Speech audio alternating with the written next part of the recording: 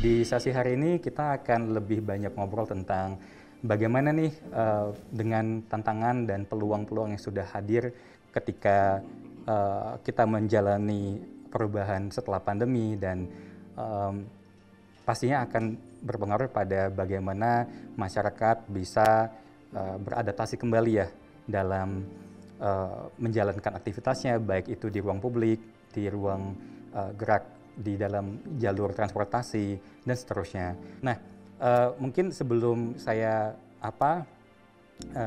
terlalu banyak menceritakan konteksnya, saya mungkin mau mulai dari Mas Angga sendiri sebagai perwakilan dari Urban Plus. Apa kabar Mas Angga? Kabar baik, Mas Ore. Kabar baik, oke. Nah, Mas Angga sendiri selama pandemi ini pasti mengalami perubahan ya, baik dalam pola kerjanya, dalam pola hidupnya. Apa nih yang kira-kira masih membuat Mas Angga tetap semangat dalam menjalankan bisnisnya?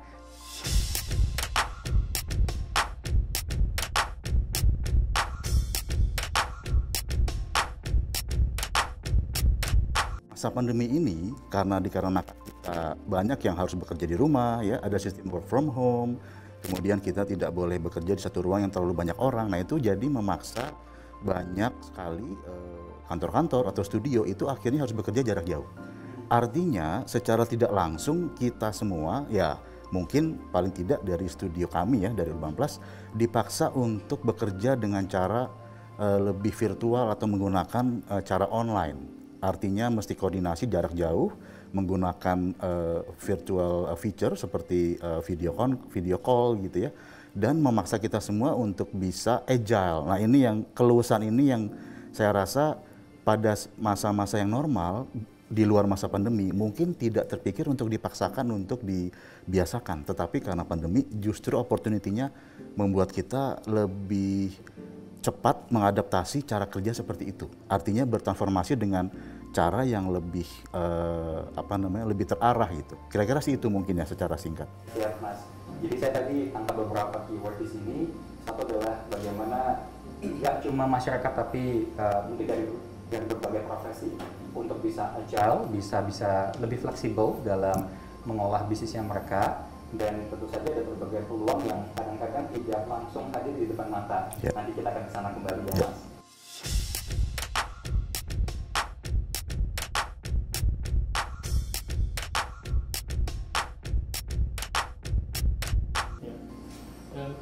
So sekarang zaman after pandemic ini lah, ada orang yang bilang sekarang ada banyak ada waktu of uncertainty, ketidakpastian. Tapi at the same time juga ketidakpastian itu kan sebenarnya dilihat dari sudut pandang yang berbeda, itu sebenarnya opportunity juga gitu ya. Nah, ini sebenarnya sekarang ini saatnya creativity harus bisa di-optimize, karena sebuah kondisi itu bisa dilihat merugikan atau menguntungkan itu kadang-kadang tergantung dari sudut pandang kita. Nah, dengan background desain dulu, istilahnya tuh ekonomi selalu bisa diciptakan dengan cara memproduksi. Tapi sebenarnya sebelum sampai ke produk akhir, yang benar-benar kita semua harus fokus itu sebenarnya adalah solusi. Nah, solusi ini bukan hanya berbentuk sebuah produk, tapi bisa berbentuk berbagai macam hal gitu. Nah, ini sekarang dengan adanya sedikit disruption di market dengan pandemi ini benar-benar memaksakan kita semua, termasuk dari tim kita juga, untuk benar-benar lebih berpikir secara holistik nih, how do we use our creativity, and at the same time, this is the time we all have to be creative. So it's very interesting, and itu what really pushes us basically untuk untuk benar-benar bisa mengaplikasikan expertise kita di dalam industri ini. Oke, menarik Alvin. Jadi di tengah situasi krisis kita diharapkan untuk bisa mengadopsi cara-cara kreatif untuk bisa kembali bangkit ya dari keterpaan yang mungkin membuat kita kehilangan pekerjaan, kehilangan mata pencaharian dan seterusnya.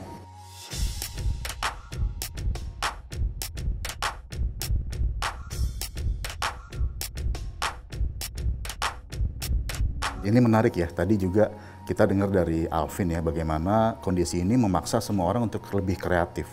Dan menurut saya salah satu tips itu adalah bagaimana kita merespon sistem smart ya, dalam hal ini smart city, untuk bisa diterapkan dalam berbagai level yang berbeda. Jadi tidak semuanya harus berarti sesuatu yang dikontrol dengan cara smart dari satu command center yang terpusat begitu ya, tetapi justru menurut saya salah satu hal yang paling bisa dilakukan secara umum itu adalah menggunakan sistem smart mobility misalnya. Bagaimana orang-orang dalam kota itu bergerak dengan cara yang smart dan efisien dan tidak membuang-buang energi gitu ya. Nah, kan kita tahu nih pada saat kita bekerja atau beraktif dalam kota itu sebenarnya ada 3 poin yang mungkin secara umum kita datangi tiap hari. Itu yang kita sebut sebagai tempat pertama, first place, lalu juga tempat kedua atau second place adalah tempat bekerja ya, tapi tempat pertama adalah yang disebut dengan tempat tinggal gitu ya. Dan di antara dua itu, antara tempat tinggal dengan tempat bekerja itu selalu ada yang namanya third place atau tempat ketiga. Yang dia itu adalah satu perantara, satu transisi di mana pergerakan di antara dua tempat yang pertama tadi menjadi lebih smooth. Bagaimana memungkinkan seluruh aktor yang ada dalam kota itu untuk bisa punya akses terhadap sistem tersebut.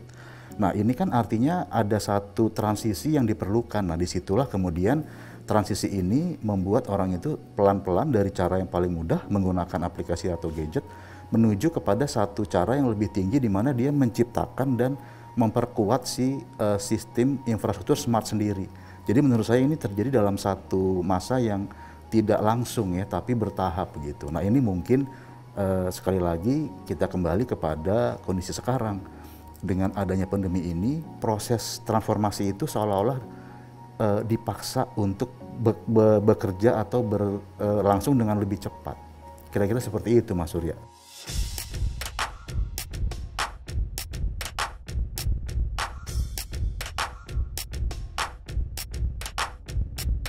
Anyone can have a very good idea, tapi kalau idenya tidak dipertemukan di posisi yang tepat dan waktu yang tepat, basically itu tidak produktif gitu. Nah ini apa namanya? Ini bisa jadi satu topik yang sangat ekstensif gitu, karena kayak tadi Mas Angga sempat bilang juga proses pembangunan infrastrukturnya ini emang harus dilakukan tahap demi tahap gitu, dan bukan hanya problem membangun sebuah platform untuk bisa mempertemukan semua ide atau stakeholder ini, tapi juga individual atau human resources-nya harus benar-benar di-enable atau di-equip dengan the right type of mindset, the right type of attitude, dan juga at the same time juga the right type of perspective terhadap apa sih sebenarnya yang kita mau solve gitu. I see. Jadi apa yang saya tangkap tadi, Alvin melihat positioning sebagai orang yang memberikan melihat konsep smart city dan bagaimana ekosistem ini bisa tumbuh dengan cara kreatif. Saya mendengar tadi statementnya, saya berandai-andai sepertinya ini adalah konsep yang sangat lazim dari zaman dulu gitu. Ada konsep pasar di mana orang-orang yang bisa memberikan value ketemu pedagang sama pembeli. Kalau zaman sekarang itu ada speed dating di investment, speed dating. Jadi ada ketemu investor dan ada ketemu startup founder, dan kalau dalam konteks bagaimana kita bisa memberikan added value kepada masyarakat secara umum, mungkin tidak semua masyarakat tapi profesi tertentu, saya bayangkannya itu ada mungkin ada, I don't know if that makes sense, pop-up market, but for certain profession, misalkan kita bicara furniture, apakah ada kita bisa lebih banyak ngobrolin tentang bagaimana kita bisa membuat ruang hidup kita, ruang kerja kita, ruang transit kita nyaman dengan suatu, let's say furniture or any decoration yang bisa membuat kita lebih produktif. Dan mungkin ini bisa terjadi di ruang publik juga, karena mungkin di beberapa tempat, di kota-kota yang memiliki pusat bukan perbelanjaan, pusat temu masyarakat ya, ruang pertemuan ya. Jadi kalau saya tahu kayak misalkan di Semarang itu ada berbagai taman-taman kota di mana banyak juga orang-orang yang jualan barang-barang dari jadul ya, barang-barang antik, tapi juga jadi tempat nongkrong. Tapi selain jadi platform buat jualan, tapi juga bisa menjadi platform untuk berbagi ide dan berbagi progress, apa yang bisa kita lihat dari wajah kota, dan ini bisa terjadi nggak cuma di tempat-tempat populer, tapi kita bisa hadirkan di tempat-tempat yang belum begitu berkembang, begitu ya yang saya tangkap. Oke. Tadi lebih banyak ngomong tentang resources and mindset gitu. Nah, memang kita tahu bahwa creative is a very general word lah gitu kan ya. Sebenarnya what kind of mindset yang kalau kita bercita-cita untuk mengembangkan kota dengan cara yang smart, bisa memberikan fasilitas kepada berbagai lapisan masyarakat secara inklusif, kepada lansia, kepada kepada mungkin toddler, kepada balita.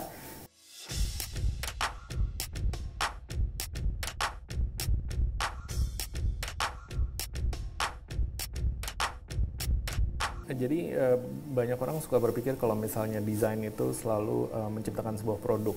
Tapi sebenarnya dan produk itu bisa dalam bentuk sebuah objek atau tempat tinggal atau misalnya gadget dan lain-lain. Tapi sebenarnya banyak step yang perlu dilakukan sebelum menciptakan sebuah produk. Yaitu fokus sebenarnya satu di tahap problemnya, kedua terus dari gitu kita harus mengerti benar-benar siapa penggunanya, dan terus dari gitu ketiga baru solusi apa sih sebenarnya mau ditawarkan. Nah ini nih creativity atau desain itu masuk ke dalam tahapan-tahapan ini dan ini yang mungkin orang bilang lebih dari sisi design thinkingnya. Jadi kita berpikir sebagai desainer bukan hanya berlaku atau membuat sebuah desain gitu. Nah sebenarnya orang kadang-kadang suka berpikir itu dia, jadi ekonomi itu bisa di-generate dari hanya mendesain sebuah produk. Tapi sebenarnya kalau misalnya itu bukan solusi yang tepat, it's an even bigger cost gitu. Nah ini yang justru kita semua harus belajar gitu. Jadi kita harus lebih berpikir from a design thinking perspective, sebenarnya solusi apa sih yang paling tepat? Bukan produk apa yang perlu didesain. Dan solusi ini yang perlu didesain bukan berarti hanya produk ya. Jadi bisa sistem, bisa an educational program, bisa sebuah kurikulum, bahkan bisa sebuah policy. Dan ini tuh design thinking proses ini sudah di-apply di beberapa negara-negara maju untuk bisa mendesain certain type of kebijakan-kebijakan pemerintah, policy, reward punishment system, dan lain-lain segala macam yang didesain berdasarkan the real core problem dan juga dengan cara mengerti siapa sih yang penggunanya. This is very important, khususnya Indonesia yang basically satu negara atau Jakarta basically yang negara sangat kaya dengan resources. Tapi saya bisa mungkin bilang bahwa output yield dari productivity kita tuh masih jauh dari maximum potential. So kalau misalnya kita bisa menganalisa dan mengkritisi dan mendesain ulang semua solusi yang basically yang kita bisa coba develop, then I'm sure kita bisa solve many more problems gitu in the future, bukan hanya short term fixes gitu. Thank you Alvin. Jadi yang saya tangkap adalah satu, bagaimana kita melihat kita membuat solusi, bukan produk sebagai solusinya. Jadi intervensinya adalah melalui identification of the problem itself dan siapa target penggunanya, dan sehingga kita tidak perlu selalu menggunakan produk yang luar biasa mahal atau luar biasa canggih untuk menyelesaikan suatu masalah, tapi intervensinya itu bisa dicicil dalam berbagai solusi, bisa dalam program kerja, bisa dalam policy dan seterusnya. Nah, menyambung ruang lingkup ini ya, mungkin saya tarik mundur. Kan kita melihat tatanan kota kita berubah, bahwa nggak usah jauh-jauh dari sebelum pandemi dan setelah pandemi, pasti ada tatanan kota, urban infrastructure yang sepertinya juga butuh rethinking atau recreating the solution. Seperti tadi kata Alvin, bagaimana kita bisa tarik mundur, problem apa sih sebenarnya yang perlu kita pecahkan dengan adanya elemen protokol kesehatan dan seterusnya ya gitu ya.